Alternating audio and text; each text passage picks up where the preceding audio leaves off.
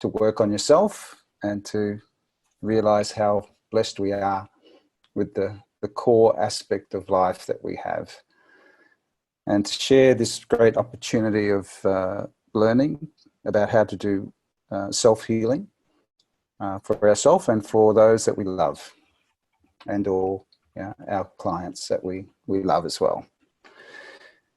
Because it's really something wonderful when we can help another individual to have a breakthrough in their own realization of who they are and how they can manifest their health and love in their life, and to be part of that process. So that's a very great reason to live, and that's why I love being a part of this group. So, and good old Albert here has obviously got a good frequency to match, because he's just telling us that everything is energy and everything is frequency. It's not philosophy, it's physics. What's wrong with you? Yeah, das ist good. My German accent's pretty good, isn't it, Max? Love it. Sehr good. Love it not. Okay, so this slide is a NASA picture of the radiation of the universe. And it basically shows, perhaps in this view, shows you a little bit better how the Milky Way, which is that sort of layer of cluster of stars in the middle, is encompassed with this huge big band of radiation that is present at this particular part of the galaxy. And they call this these gamma ray bubbles extend for huge amounts out into space. And of course, what happens is everything is moving in the universe, including our galaxy and including us and our solar system within the galaxy. And so this next picture really shows us a little bit more about how in our solar system, we're part of a group of solar systems that move around in the galaxy, and we're at a very interesting stage of the revolution, which occurs every 26,000 years, where we go once around the galaxy, where we've come up to this thing that they call the photon belt, which is this big mass of cosmic radiation. And so it means that we've reached a point in the evolution of the Earth where we're being exposed to massive amount of cosmic radiation of different types that are very unusual. And so these new forms of photonic light and radiation is bombarding our solar system, and it's being processed through our sun and redirected back out into the solar system. So like a step-down transformer sort of approach. But it's basically giving us an opportunity to change to expand our consciousness through the increasing amount of light and radiation that's coming from these central portions of the galaxy. And it represents, the dawning of a new age, the age of Aquarius. We've gone round once, we've passed through all of the different astrological signs, and we're starting again. And this has been the foretold time that everyone's been looking forward to, the next 2,000 years of light. And the great opportunity that humanity has to take advantage of the increase in the energy to transform their own energetic structures. Now, a lot of people don't really understand what our energetic structures are. So I thought we need to, if we're going to be doing energy medicine, we need to understand the energy structures and how the actual game works. How does the energy flow and work in our bodies? So the next, I'll come back to that. So the next slide looks at the human energy field. And this is basically, actually, before I do that, I'll go back one. So this particular diagram is Burkhard Helm's concept of a 12-dimensional information field. So Heim was one of the key physicists that helped Marcus Schmidt to develop his time waiver technology. And his fundamental grasp of a unified theory which incorporates consciousness into it, which is one of the first times that that's been accurately done. So Marcus obviously was very resonant with that, and he's presented it in a way which makes sense to just help us understand that we are individuals that exist as multidimensional energetic beings, and the dimensions of consciousness are essentially different densities of energy or light going up to the 12th dimension. We currently exist in the 3rd and 4th dimension planet, and of course in our universe we have another 8 layers of energetic light and consciousness to evolve through and into before we unify back into the divine source. So these 12 dimensions have been broken up into different layers here to assist us understand how it relates to the time waiver Healy technology. So what we have just quickly is that on the 5th and 6th dimension, we have what Marcus refers to as the energetic control level. And that, the 5th dimension and the 6th dimension basically relate to the evolution of the mental consciousness of humanity in the 5th, and then into the 6th we see the embodiment of the soul. The first aspect of our divine nature, which is the immortal component which continues to live through all lifetimes and is associated with reincarnation and the transfer of the consciousness through multiple stages of evolution. So the 6th dimension and the 5th dimension essentially is where the heart and the mind unify and come together. And in that way, we can now access the information in the higher dimensions. So our big goal at this time is for people living in this time on Earth is that using these cosmic radiations to assist in our expansion of consciousness to evolve up the scale through higher into the 4th and 5th dimensions and clear out whatever energetic blockages are there so that we can start to embody the higher levels of consciousness back down into our physical bodies. And in that way, enhance the flow of divine energy into the physical organisms that we are, being divine beings with the physical body. And you might think, well, that's a bit of a pain, but the physical body is, when it's working, is really wonderful. It's a real blessing. It's a temple. And we get to feel the beauty and the sensation of love and joy and peace and all of the wonderful higher aspects of consciousness when it's working properly. So if we go up a bit to the 7th and the 8th dimension, this is sort of where we go into higher consciousness states, which Marcus and Burckhardt refers to the information field. Some of you might have heard in other philosophies of the Akashic records. That would also fit into this level of consciousness, conscious evolution, that you can start tapping in to the data that exists in the complete quantum field of the universe. Everything is there. It's all stored for you, for everyone, for everything that's ever happened. It's beyond time and space, and so it's all there that people can tune into.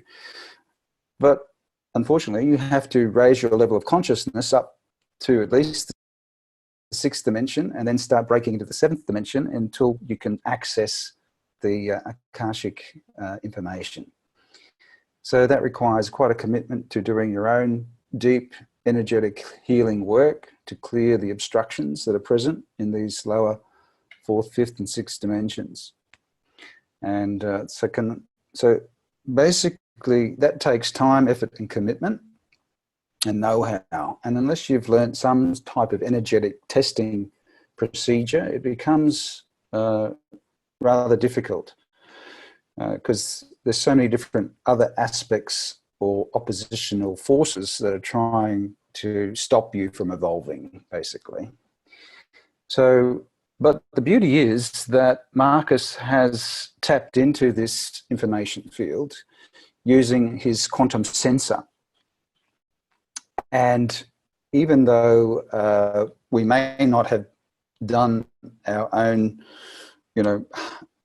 evolutionary clearing and of our trauma and our other blockages caused by fear and negative emotions and other types of energetic dysfunctions, the time waver and the Healy device has developed a technology that allows the access of that information.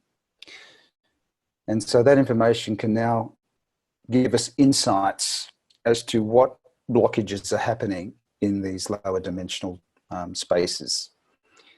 So hopefully that sort of makes sense, because it's an overall world view or picture of multidimensional existence as multidimensional energetic beings. So our goal is to try and clear out whatever's blocking the flow of this energy down through these dimensions into our physical body. And that's the model of the universe that many philosophies integrate and have used. They call it different things, and this is just another way of presenting it to everyone in this, using Burkhart's model. So now that relates to our understanding of where we are positioned in the evolution of consciousness and how we can access different aspects of our multidimensional being. We need to know now, okay, so what are the energetic structures that we have to deal with? And so the first one is, of course, the energetic field. These fields are all dimensional fields, which relate to those different dimensions.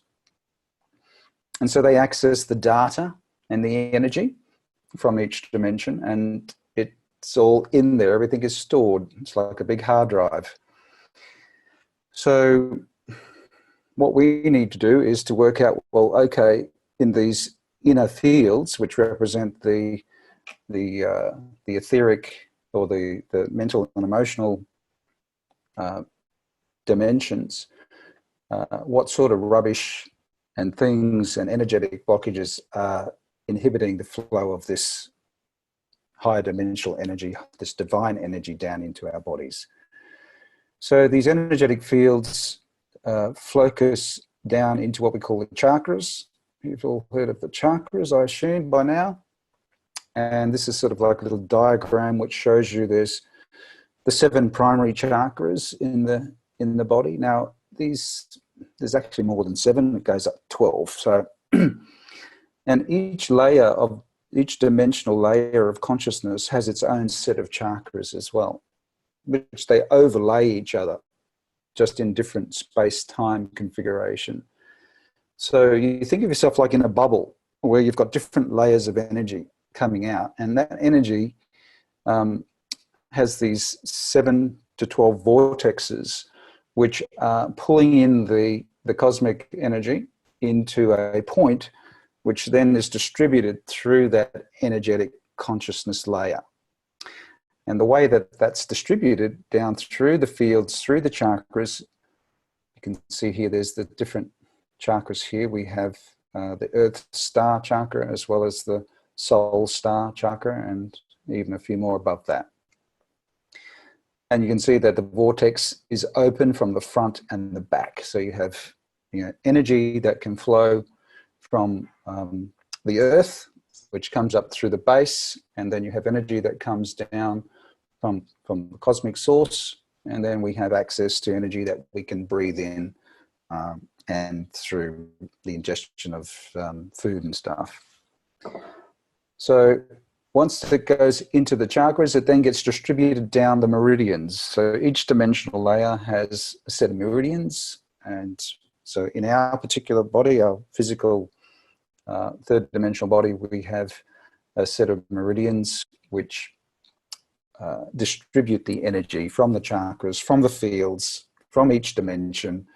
And that basically sets up the flow of life force, which is a type of divine energy which has been stepped down to enhance and to provide the energetic basis of how the cells communicate and how they derive their energy and function as a unified whole. So that's the structure of our energetic bodies.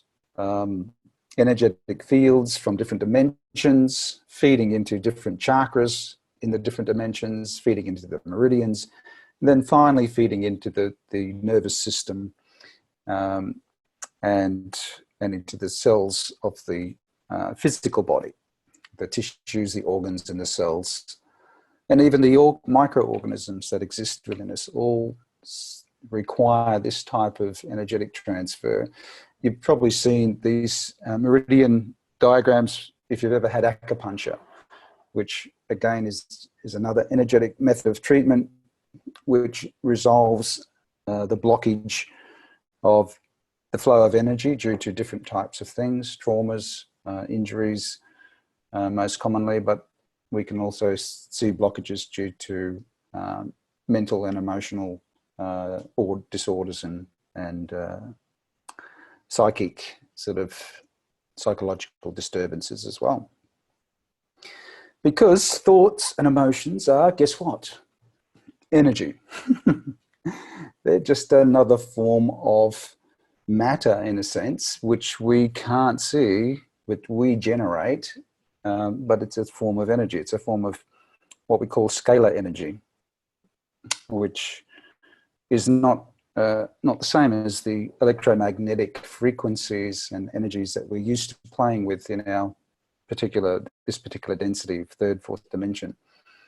So scalar wave energy is more going into the fourth, fifth, and sixth dimension, and that is a higher dimensional source of energy that's associated with different forms of subatomic particles, which then generate their own waves, which have this type of unusual scalar energy. It's basically what we would relate to as the life force energy that flows through those dimensions. And so thoughts and emotions are different types of scalar frequencies and energies. Every thought, every emotion has a frequency. Every molecule in our body has a frequency. The bonds that bind individual atoms together have a particular frequency. And so that's how the whole body communicates through frequencies that come into resonance. Resonance is basically where two energetic fields combine and overlap and then come into resonance or come into coherence, which means that they come into harmony together. A little bit like when you play a string on a violin, and then the other violin on the other side of the room will start to vibrate because the two strings have the same characteristic frequency, and therefore they come into resonance and they harmonize together. And we'll talk a little bit more about how that happens, because this is one of the key factors of how energetic medicine works, through coming into coherence and resonance with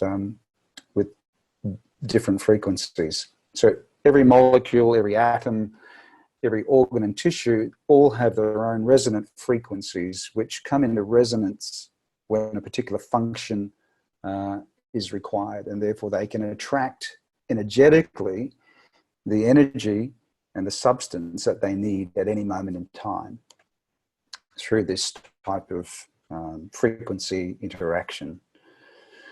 So we see here in this slide that the body, the physical body, uses electricity primarily, which is stepped down from these scalar fields, from the quantum fields to the scalar fields, down through the magnetic and electromagnetic fields. It all gets transformed down into electricity. And this electricity is used to power the cells. And all the cells produce electric fields across their cell membranes with a negative, this inside of the cell is negative compared to the outside.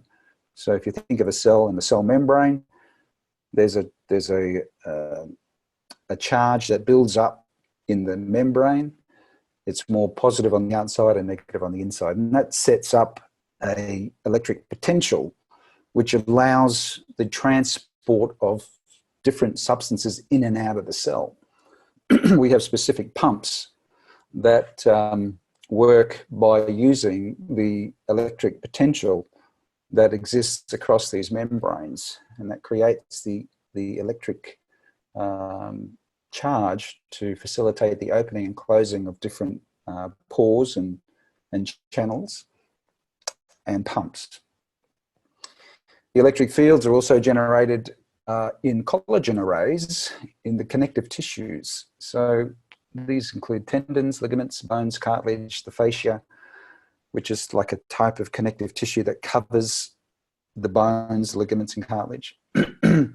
And all of that is embedded into what we call a ground substance, a matrix, which basically glues everything together. And that forms a totally integrated network within the body that allows the body to vibrate as one and to sense and transfer information through vibration, through frequencies. Other examples of electric fields are the nerve conduction, the electricity that flows through nerves as they fire. Muscle contraction generates electric fields. Even the secretion of specific glands creates an electric field. So all these electric fields generate a frequency which communicates the information to the rest of the body through this liquid crystalline ground substance or matrix that connects all the cells together into one big mass. And so every cell knows what everyone's doing. It's constant symphony of frequencies being played, and everyone knows what's going on. And that's really how the body communicates through these electromagnetic frequencies. It's not through the chemical release and the transport of chemicals through the body, through the blood, up to the brain. All that is secondary. Those types of things take too long to happen. We need instantaneous, moment-to-moment communication, which is done through the energetic fields that are connecting all cells together. And here we see this slide, which you might have seen before, which shows you that the cell voltage in the cell membrane of cells is a critical thing. As we said, it provides the energy and the voltage in order to transport stuff in and out of the cell through various enzyme receptors and ion channels. So we see in this diagram that the young healthy cell down the bottom here has a minus 70 millivolt charge, which stores up in the cell membrane and therefore has plenty of electricity there to drive the energy of the cellular functions in this transportation process of getting rid of toxins, taking in nutrients, and just generally regulating the cell membrane's response to the external environment. Okay, every cell has to communicate externally with the environment, with the cells next to it, and a lot of that is done through different receptors on the cell membranes, and those receptors have to undergo changes in their structure in order to open and close and to initiate a sequence of transferring the messages through to the nucleus of the cell, to the DNA. So the cell membrane is a good marker of the health of the cell. And for many of the prakies that are on the call, we can use bioimpedance as a useful tool, like in the VLA units that we've used in the past with metagenics, to measure the reactance and the resistance and the phase angle. The phase angle is exactly what we're talking about. It represents the amount of charge that's stored in the cell membranes.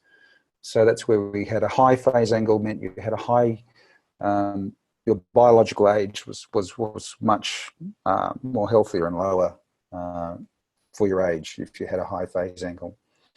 Now we can see that as certain things go wrong, the cell's membranes become damaged and weakened, and they can't hold the charge. That can be due to many different factors. It can be due to nutritional insufficiencies, particularly fatty acids like fish oils and omega-9 fatty acids. Omega-6 ratios are very important in the structure of cells. So the right type of oil coming into your diet is important. Trying to steer away from other toxic, oils which have been damaged by heat and are more susceptible to heat damage. So inflammation is also another major cause through oxidative damage to the cell lipids.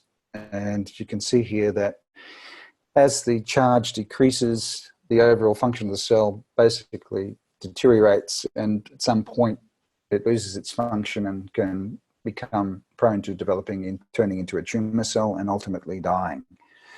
So that's sort of like the game. We need to have a certain amount of voltage, a certain amount of electricity in the physical realm, and we get that from the higher realms through the interaction of these different particles and waves from the scalar field, which then comes down through different dimensions and allows us to harvest that energy through the higher dimensional flow, and allows us to harvest energy from the environment as well.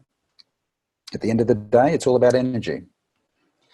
And this is a picture of this liquid crystalline network, which is not a very good picture, but it shows you that within the cell and even outside of the cell, you have this crystalline lattice of connective tissue, which suspends everything. Even inside the cell, we have these microclusters and microtubules, which basically hold everything together. It's like this. It's like the backbone of the cell, and that helps with intracellular communication. And then as we go outside of the cell, we have this whole network of the ground substance or connective tissue, which glues everything together and essentially acts as a secondary sensory system through which electrical charges and frequencies are felt. So that's what we would call, say, basically it's functioning like a computer chip. We have a liquid crystalline network, which secondarily is hydrated with water. Water molecules are attached to each of these little structures. And this is why water is so critical to the human, to all life, because it's through the hydration of these particular structures that the transport of electrical and electrical energy is transferred through the cell and through all the organs and tissues as well. So it doesn't work without water, and that's why if you're dehydrated and you go to do your Healy, then you will probably get a slightly poor connection, of course, with the leads, and it might show up that you're not getting a good contact because you're not hydrated enough. And also, whenever you do energy work, you have to take a fair bit of water in just to try and enhance the overall uptake of the frequencies throughout the whole system. Being dehydrated and doing energy work is just giving you a a reduced beneficial response, in other words. So always take at least a couple of glasses of water before you start to do some energetic healing, and that will enhance the response to the body. Okay, so what comes first, the chemical or the electromagnetic? The energy, of course. And while pathology can manifest as a chemical imbalance, the underlying problem is always energetic, electromagnetic in the physical realm. So we need to look at things differently, and we have to look, okay, so we've got a physical problem. We could have inflammation. Let's say we have arthritis. We've got inflammation in the joints, and there's deterioration of the cells that are in the cartilage and so forth. And so first we have to think, rightio, how do we stop the inflammation? We can use specific drugs, of course, and get all sorts of side effects, but we can also use natural anti-inflammatory treatments like herbs and certain nutrients. But we have to really understand that it's the energetic dysfunction that is happening first prior to the chemical dysfunction. So, and when we start talking about energetic dysfunction, we can start working backwards, upwards through the dimensions. We have to start looking at, okay, well, what are the emotions that are tied up with this? What were the fears that generated those emotions? What were the beliefs that created the fears? These are the structures of energetic dysfunction that is causing the blockage and to the flow of energy into the joints, which then manifested as inflammation. So even if we treat the joint with anti-inflammatories and we control the pain, it will never really get better until we start to deal with the upstream causes, which relate to more than likely emotional toxicity due to fear and other types of dysfunctional beliefs. So that's why energy medicine is a little bit more all-encompassing than just, you know, putting like a direct physical treatment into the person. And by all means, we still need to have physical support. The tissues still need to have nutrition. They still need to be hydrated. We still can support them with appropriate anti-inflammatory herbs to assist that process. But we need to also address the upstream causative factors. It might be due to, for instance, that these causative mental and emotional disturbances are causing the buildup of toxicity in the joint, right? And there's a change in the pH of the joint, which is more acidic, and that amplifies the pain receptors. So we start to think, okay, well, we need to do detoxification, right? Okay, everyone needs to detoxify. We've all got this accumulation of crap and toxins in our body. But what caused that? Was it just due to your environmental exposure, or in fact, was it due to an energetic dysfunction which caused the toxins to accumulate? Were those energetic dysfunctions relating to your mental, emotional, psychic dysfunction and stress-related issues that you've been generating through your picture of the world, your perception of what's good and what's bad? So we have to come back into taking greater responsibility over how we visualize and interact in our life if we are going to stop this type of dysfunctional stress response that creates most of these diseases. So we do have a greater responsibility. So the second component here on this slide says that hence balance can often be restored by providing the correct or healthy frequency and in training the oscillations back to coherence. So what that means is that let's say we've got this arthritic knee, and we've looked at specific issues that relate to emotions as being that there's toxic emotions that are blocking the flow of energy into the joint. So what we could do is we could say, well, let's try and come up with a frequency that will provide a example of how those cells could function without toxic emotions. So you provide a frequency which is like a perfect blueprint to compare. It's like, okay, so you're dysfunctional over here, and now we're going to give you a frequency which shows you how to be functional. Okay, so this is what we want you to do. And so when you start putting in frequencies like that, even though there may not be a direct resonance straight away, what happens is that the two waves that are being generated can become entrained and come into coherence.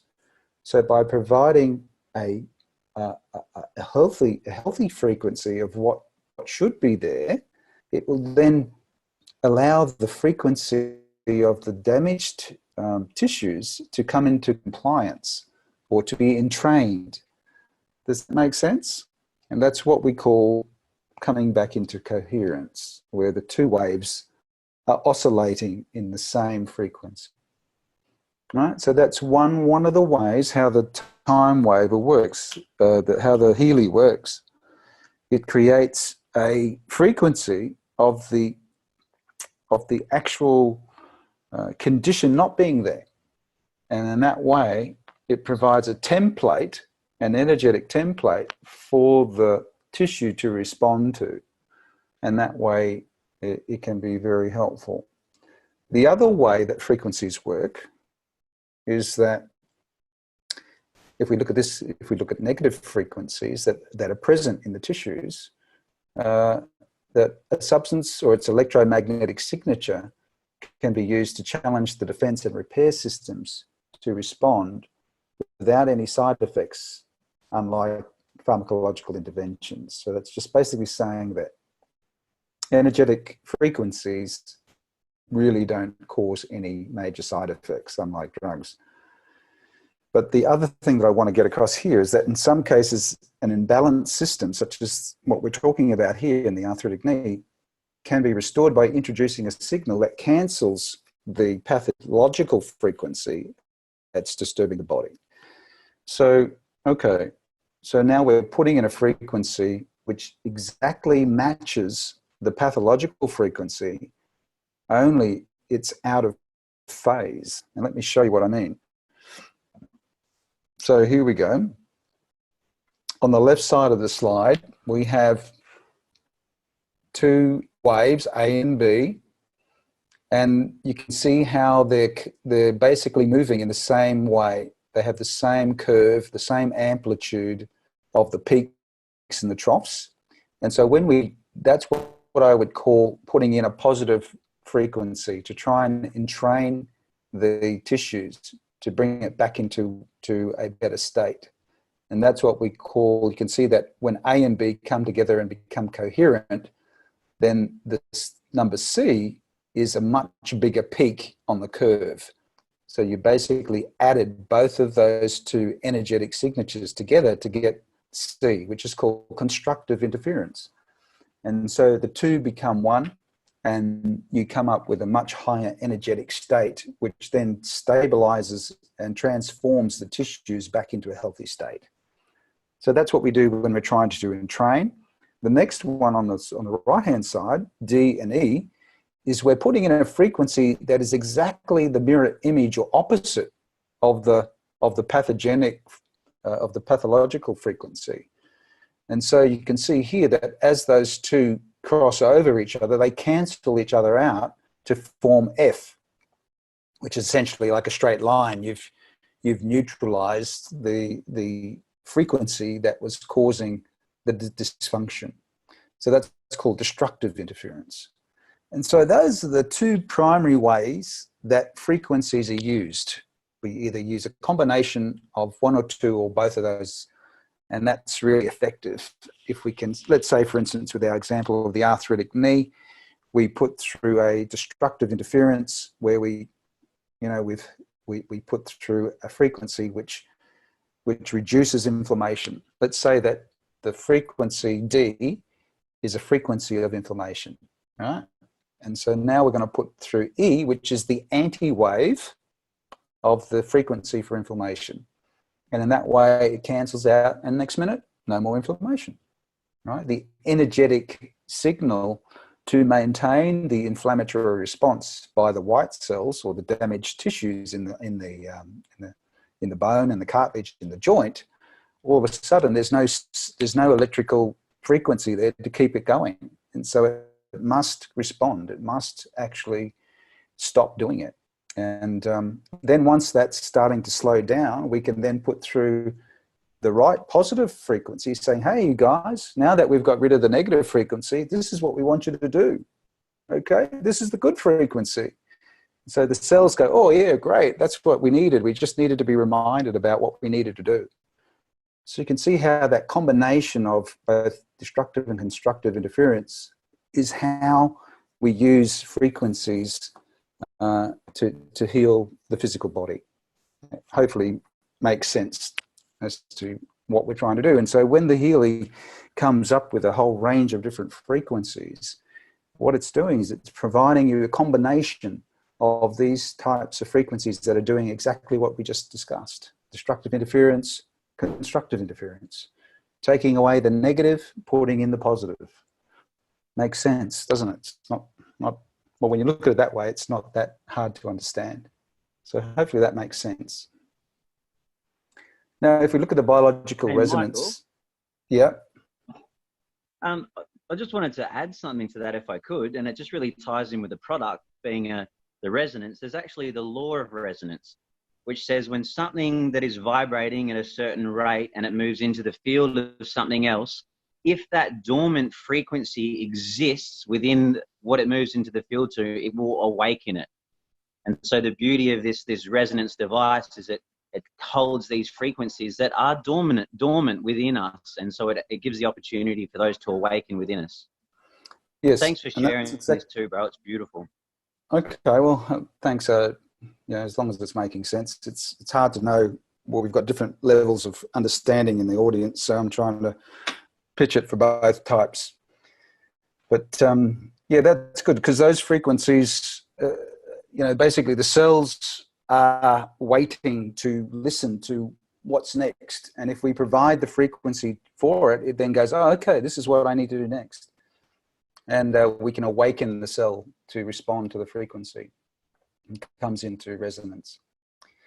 So, okay, so let's just look at this again from the chemical versus the electromagnetic point of view. On the left here, we have the chemical understanding of how cells respond to the environment. We have signals which are coming from outside of the cell. In this case, we have TNF-alpha, which is an inflammatory cytokine, and we have other second messengers and toxic waste products. They're all coming down and they're basically binding to a receptor.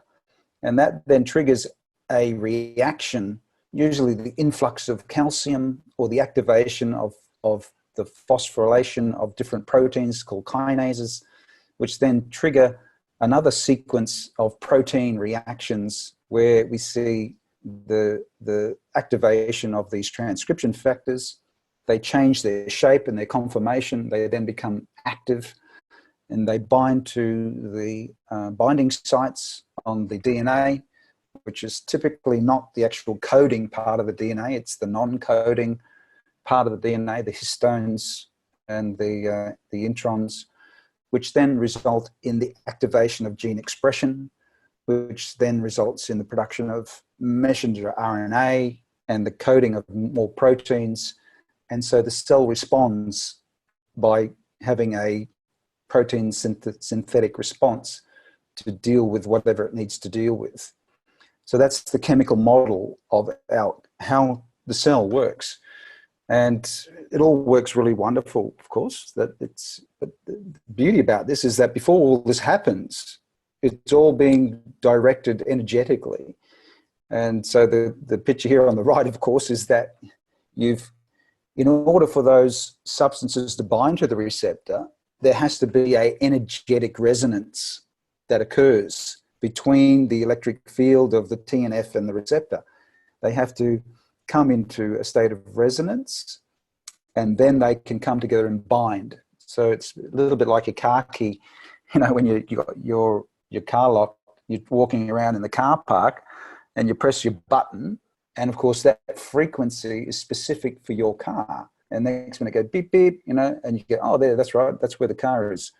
So it's exactly the same thing, that these energetic fields are generating frequencies that allow the conformational changes of the proteins to come together so that they fit into the lock and key. Without the energy there, without the resonance, there's no changing of the shapes, and so the lock won't go into the key. So it's all energetic to start with before the chemical can happen. And that's why we've got to start treating people and dealing with these things energetically as well, and then support that with the nutrients that the body needs. So here's a few studies on how microcurrent works. These ones are looking at specifically just the use of microcurrent, which is voltage, which is less than 1 milliamp, basically. So we see here that in these studies, the first one is a rat study. They looked at the samples of the skin, and they treated it with specific amounts of microcurrent, and we found that the production of ATP increased by 500% when there was microcurrent up to 500 microamps. So that's a very low amount of energy, much, much lower than what we would ever find in a TENS machine, for instance, which uses millivolts, which is like orders of magnitude, like 10 to 50 to 100 times more energy than what's being used here in the microcurrent. The microcurrent is basically the amount of energy that the cells use and need in order to maintain their voltage at the right amount. If you put too much in, you can overcook the cells. And in fact, ATP production goes down as soon as you go over 600 microamps in this particular test. So ATP is the energy producing compound that the cell uses to drive all of those enzymatic reactions, which open up the gates and allow the channels, all these little channels to open to allow the diffusion of specific nutrients and ions, particularly calcium, sodium, to come flooding into the cell to trigger other enzymes to react. We see that again, the microcurrent assisted in enhancing protein synthesis, which is the key cellular response, by 70%. Amino acid transport, which is required to actually build the proteins that are needed to respond to the environment. And then, of course, we have these other things called second messengers, such as cyclic AMP, which activate specific enzymes and kinases within the cell. So basically, just giving microcurrent is quite effective, right? So the new and the greatest understanding of what happened in the last, say, 10 years is that we can enhance the results of these microcurrents by changing the frequencies. That has led to a whole new ballgame.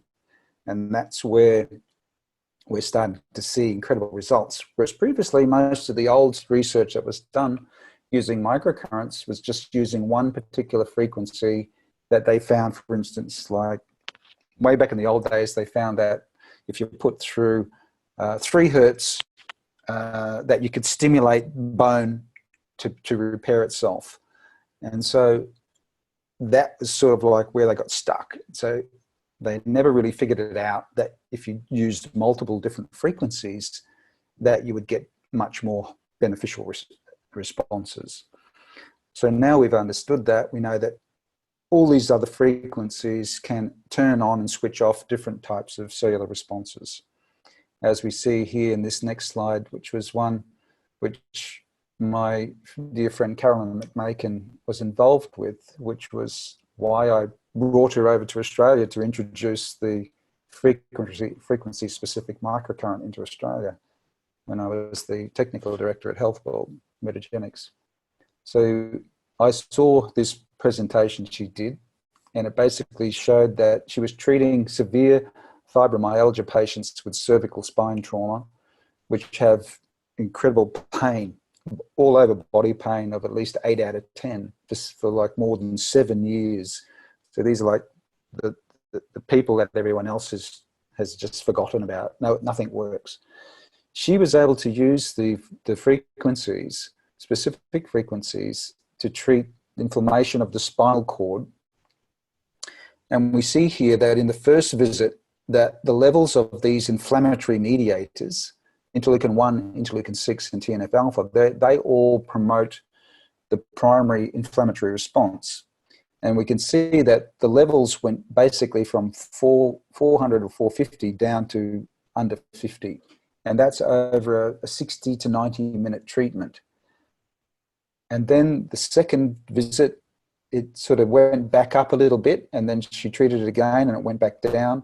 Third visit, it went up and then it went down. So it got less and less and less with each visit. But basically, this is unheard of, because even the strongest drugs, like if you give people cortisone injections, you can't get this type of response. So this blew me away, and I said, look, Karen, we've got to introduce this to Australia.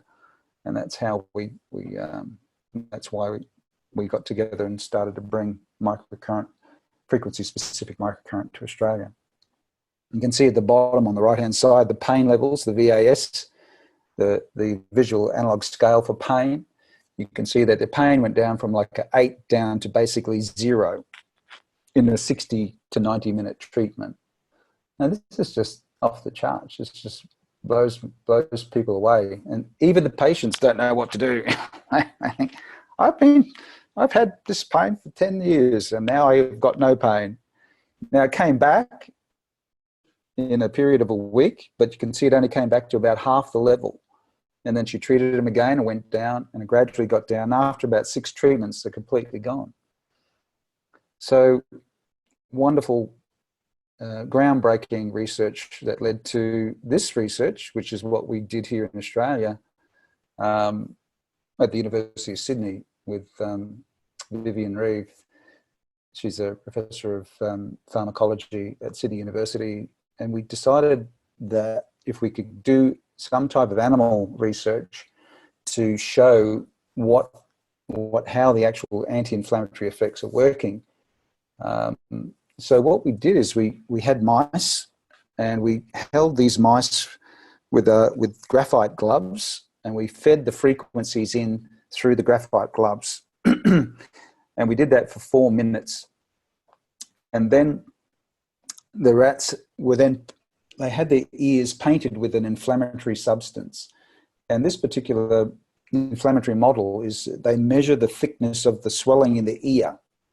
And that's how they determine the level of inflammation. And they then use the pharmaceutical drugs to then prove what percentage reduction of swelling took place as an inflammatory model for testing different pharmaceutical drugs. So we thought, well, okay, let's just use the same model you use for paracetamol and everything else. And so what we found was that there were 2 particular frequencies that produced amazing results. Approximately 70% reduction in ear swelling from only 4 minutes of treatment. So, and of course, rats basically are not really have too much of a placebo response. In other words, they don't have to believe in the treatment. So doing these sorts of things in animals is usually very responsive, because you don't have any mental or emotional blockages that are blocking them as well. So that was pretty phenomenal research. We then did another test where we looked at a more longer-term study on how the microcurrent frequencies could change the immune response over time, which required a different model, which involved the use of UV radiation, which causes like a sunburn on the skin of the rats. And so usually sunburn of any type causes a type of immune suppression in the rat. even in humans. You get a temporary state of immune suppression. So what they then did is they then painted some of this contact sensitizing drug called oxalizone on the hind leg of the rats. And depending on what sort of inflammatory response occurred, we could determine how much immune suppression was in fact being induced by the sunburn. So we then treated the rats again using the treatment where this time we used basically the frequencies to block the dysfunction of the immune system, which was 40 hertz and 116 hertz. And we found that there was basically, in this chart, you can see the yellow bar there, which shows that we again had a massive correction of the immune suppression that took place in the non-UV group, which is basically the control. So we had almost like a 60 to 70% reduction in the immune suppression caused by UV radiation. And that was over a 2-week period when the second test was done, where they painted the oxalizine onto the rats. So that shows that 1 4-minute treatment, 2 weeks prior to the painting of the oxalizone, caused a permanent change in the immune response that resulted in the correction of immune suppression. So we thought that was pretty damn good too. So anyway, skiding a bit there, because we had such good results. You know, everyone likes to promote their good results. So now, fibromyalgia is a situation which is becoming more and more prevalent these days, and we have, as I showed you those slides where Carolyn treated these fibromyalgia patients that had cervical and spine trauma, and she had those amazing results in reducing the cytokines and the pain in these patients. So not all fibromyalgia patients have cervical and spinal trauma, right? Fibromyalgia is like a non-specific severe muscle pain over the body, which is associated with fatigue as well as just chronic unremitting pain and inhibition of range of motion. So it becomes quite debilitating. Some people get it a bit mixed up with chronic fatigue syndrome, but the two are very similar. The key thing here with fibromyalgia is that they have a particular pattern of heightened muscle tone and pain in myofascial trigger points over the body. So the interesting thing is that what we find is, and what we realized after many years, is that you actually have to try and find the cause of the dysfunction because muscle tension and muscle trigger points will form for a variety of different reasons. So it may not have been a particular injury or trauma that caused it. For instance, some cases we've seen is where people that live close to farms where they spray a lot of chemicals. They end up developing severe fibromyalgia. And it was only when we realized that it was due to the organic pesticides that we needed to treat the liver and do detoxification for, that they got better. So it wasn't actually a structural issue. It wasn't due to, some type of trauma of some sort, which was affecting the nervous system. It was due to some other thing. And we found also that even cases, for instance, people that got a bad flu, that the flu just sort of went on and on and on, and they developed severe fibromyalgia. And so we had to basically find out what the frequencies were to treat the viral infection. And then when we did that, all of a sudden the muscles started to calm down. and the toxins that are associated with the infection was what was maintaining the muscle tone and the trigger points in the muscle system. And as you can see here, there's a list of other stuff here too, like menopausal women, for instance, have a high incidence of fibromyalgia due to ovarian, thyroid, and adrenal dysfunction. And that's basically due to chronic stress. You know, by the time you hit menopause, you know, life's probably had a bit decent, you know, go at you. And the constant stress of daily living has resulted in you burning out your ovaries, your thyroids, and your adrenals. And that situation is quite common.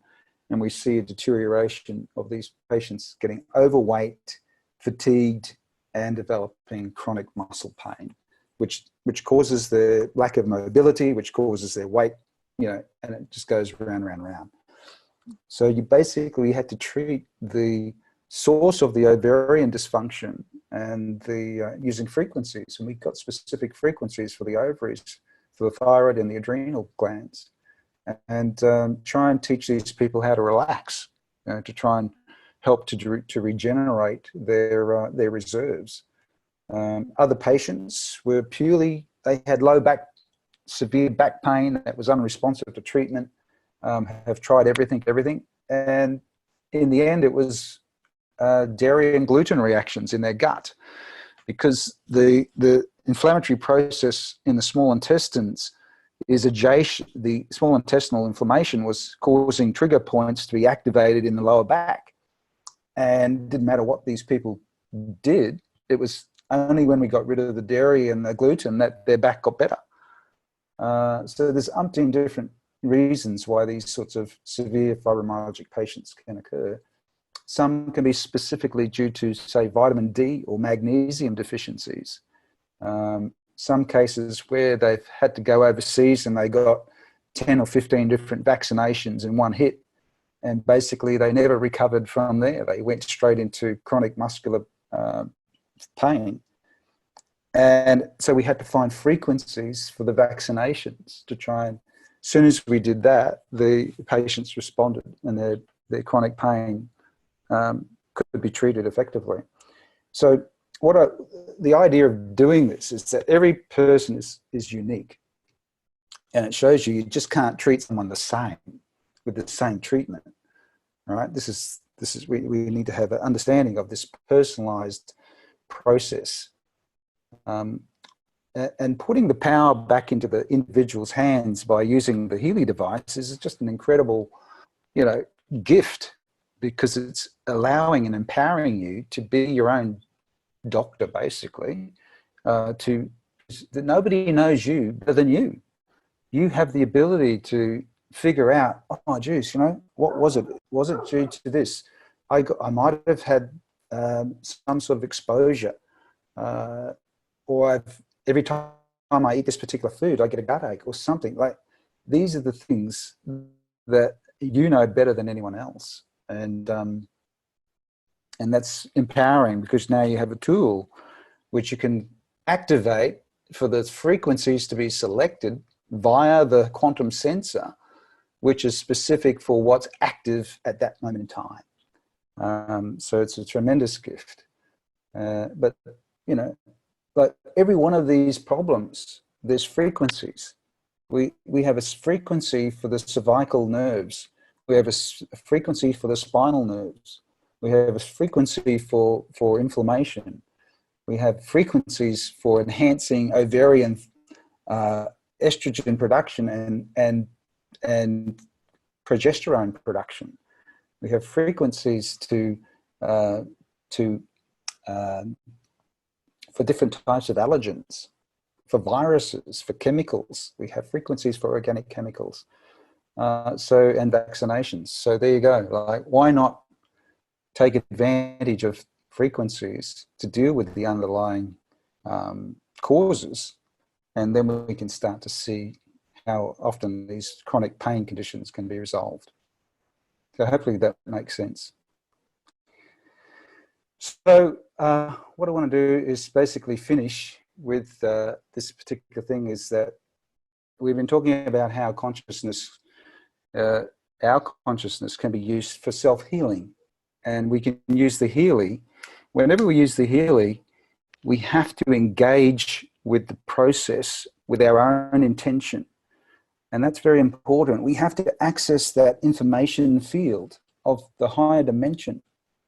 Now, can you imagine that if you direct your mind and your thoughts and your emotions directly into accessing the information field, think of it that there's this layer of consciousness that is there all the time, and you can just go in and open it up, open the door, pull out a book that's got the exact information that you need.